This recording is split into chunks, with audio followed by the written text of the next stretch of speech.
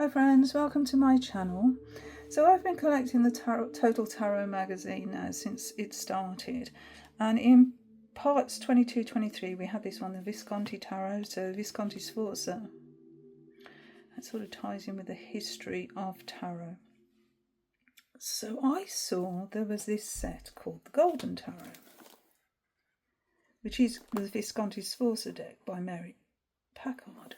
I think it's an older iteration, this.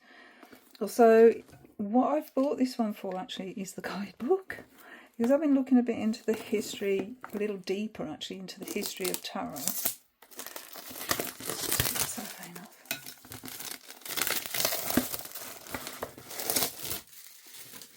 And I saw this one and I saw the book and I thought this is going to be really, really good. So as you can see, it's a Visconti Sforza Tarot. Right.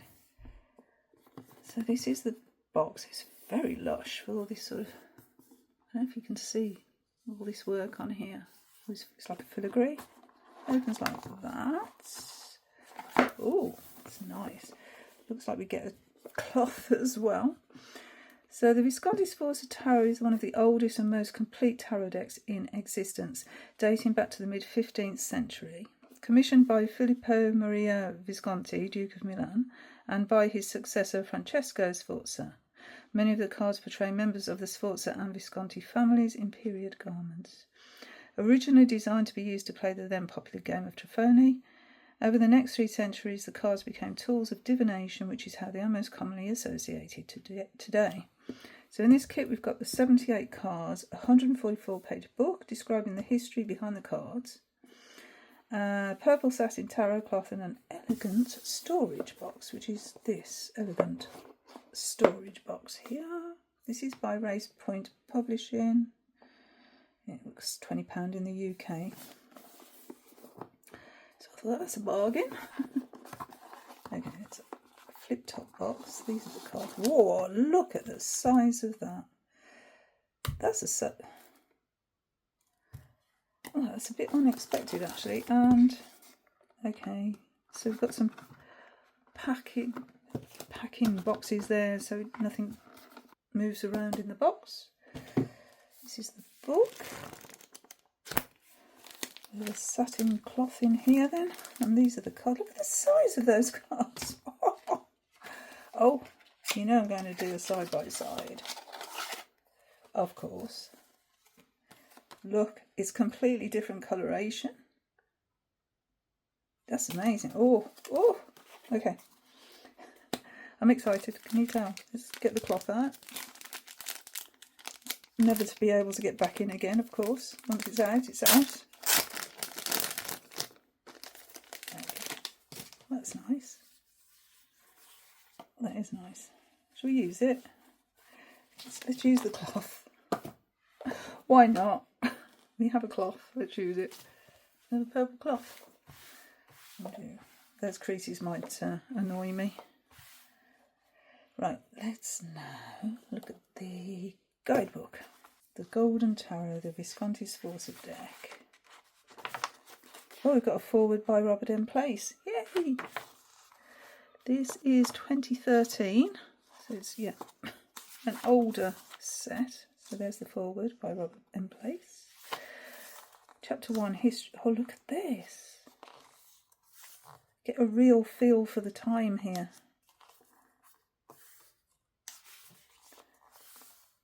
It's a stitched book as well. You know, I always look for that. Yeah, so it's the background. So that was Filippo Maria Visconti, the Duke of Milan. He's shown restoring the crown to the kings of Aragon and Navarra in the 19th century painting. So this is the king, and this is the duke. So we've got some background here to the Sforza family and the association between Visconti and Sforza. Anniversary cards, Italian pageantry, the death card, the game. Oh, we have the game. How to play it. Elements of style, the first tarot decks, Chapter 2 is the Divine Tarot. It's Egyptian background there, the Thoth. And we've got other decks as well, so we've got the Marseille. Oh, History as well, to Gebelin. It's going to be a really interesting read.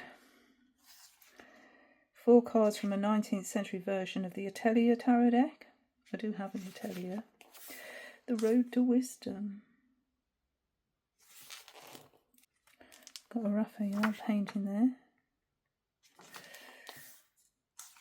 Although the tarot did not originate in Egypt, some of the concepts expressed in it did. There we go. The Vision. The Mystical Tarot. Hermetic, yeah, hermetic part of tarot. The Path to Enlightenment. Alchemy, which is what Robert M. plays his decks are all about. Spiritual Gold. Wheel of Fortune there. Modern Interpretations. And then we're on to the cards. So the trumps with the Tower card. And then we're going through, okay, we're going through the cards then. And their meanings. And then we have the suits. Their associations. The cups is joy. Swords is sorrow. Makes sense. Batons is country. And coins are money. And we've got the class there. Elements. And the astrological signs. And then we've got a little short meaning for each of the minor cups. And a bit more for the chords. And what do we get in the next chapter? The Tarot Journey. There's the Chariot. Okay, visualization exercises. Ways to get creative with your cards. The 3 card spread. So yeah, we've got some spreads. 5 card. A sample reading, a Celtic cross and a sample reading, acknowledgements and some further reading. Okay, that's nice. Look at the detail on that as well. That's cool. Okay, I'm happy with this. I'm really happy with this. The size of these cards. I didn't realise they were going to be that big, so that's really good. I'm really happy about that. Okay, let's take a look. And I'm going to put them side by side by the Lo Scarabeo edition. Why not? Why not? Okay. So as you can see, the coloration's different. And that's a little bit different there as well in the background of our fool.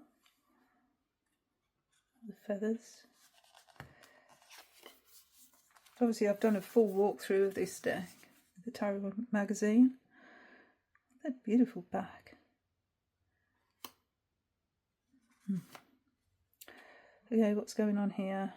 We've gone straight from the Fool to the Lovers for some reason. Wonder why. That's strange. Why have we done that then? I don't know. Which coloration do you prefer? I quite like this one. It's a shame it's not as big as this one there. And then we're going to the Hangman. Oh, we've got a very strange order of cards here. For some strange reason. We shall persist.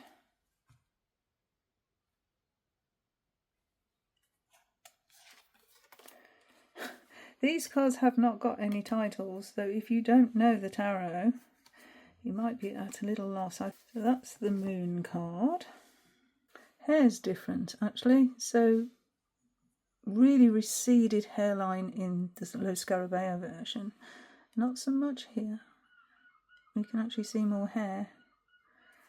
They are a little bit different, aren't they? So, okay, we've got the Magician.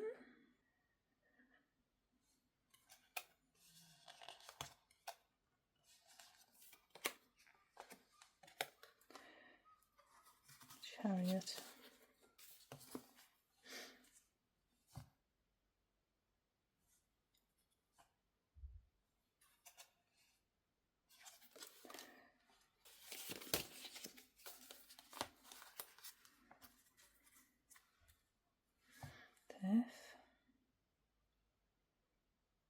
I really like the colours in that one, you know. I got the sun.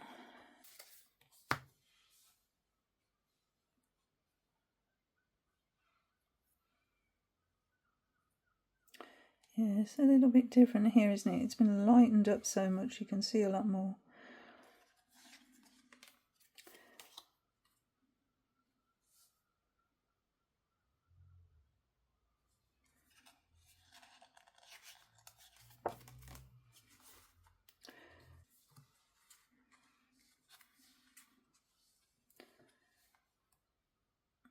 That's interesting. On the Justice card, we've actually lost the top of the head of this figure, whereas it comes out of the border on this one. And the dress looks different as well. It's more block coloured here, which is what would be block printing, wouldn't it? Okay, there's one difference. But say they're in a strange order. The hair's much different. I mean, here we've got all the flowing hair down the back here. Not actually on this card.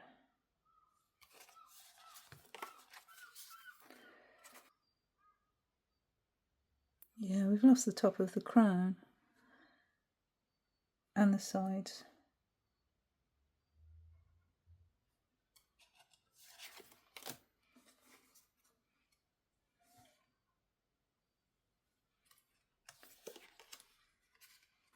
Hermit.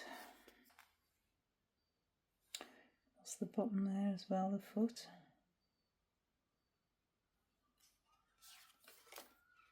Okay, we've got a different devil. We have a different devil. Why is that then? It's the first card that I've seen that's been different. A different image.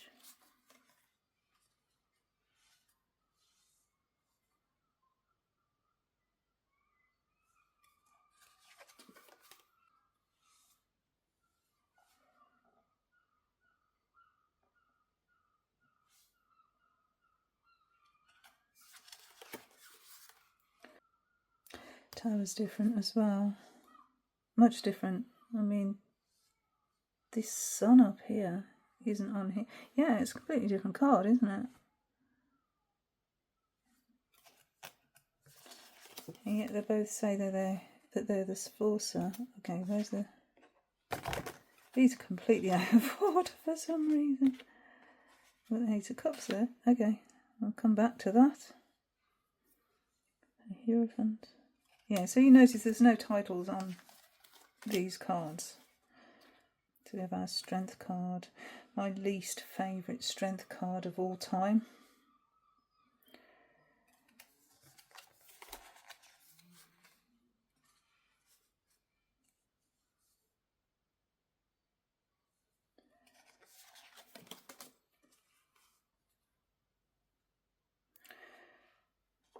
Okay, so the pips. A lot brighter, aren't they? A lot clearer in this deck.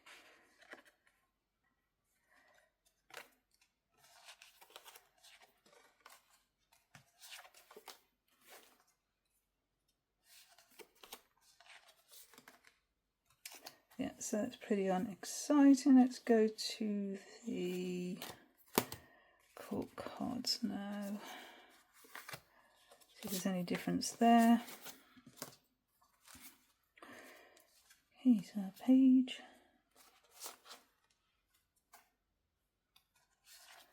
The knight. See, we see more detail, I think, in this one. I'm not sure, but it looks a bit over sharp. You know, when it's been sharpened up a bit too much, it's can be a little bit jarring on the eyes, I think. Nevertheless, I mean, they're both beautiful decks. I suppose it depends on what you prefer, really. King.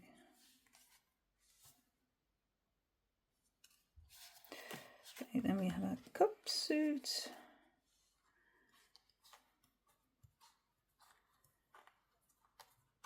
Go to the courts. might notice as well that the borders are different colours as well on some of them. So we've got red on the wands and the cups, and then when we get to the swords they're blue, and then we're back to red for the pentacles. So yeah. Okay. So page of cups.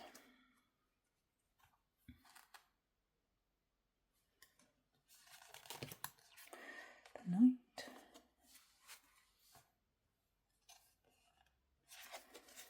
Queen.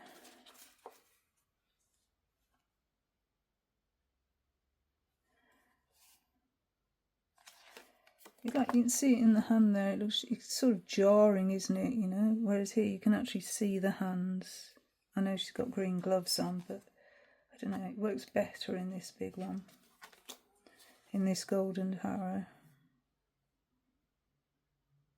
Like the cheeks as well. I suppose some compromises have to be made when you're trying to brighten things up so we can see them better. Right. Swords.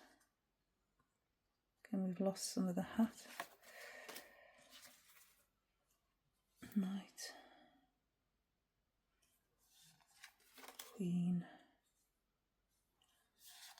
And the king.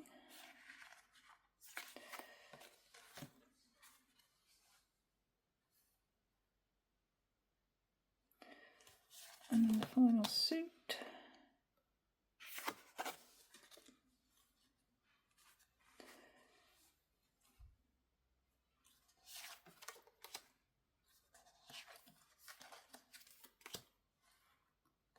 So there's no changes in the pick cards.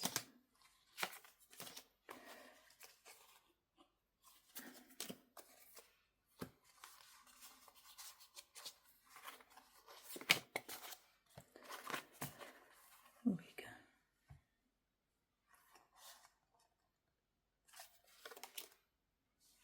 So we are losing in the background here and the foreground.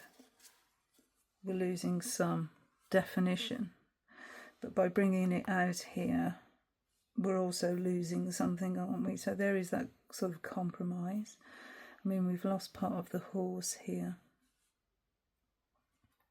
and the eye looks different actually, just noticed, and the hair, because the hair seems to be where the most changes are.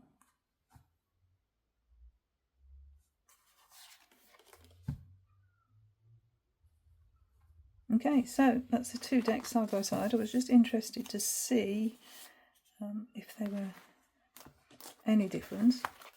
And yeah, they are.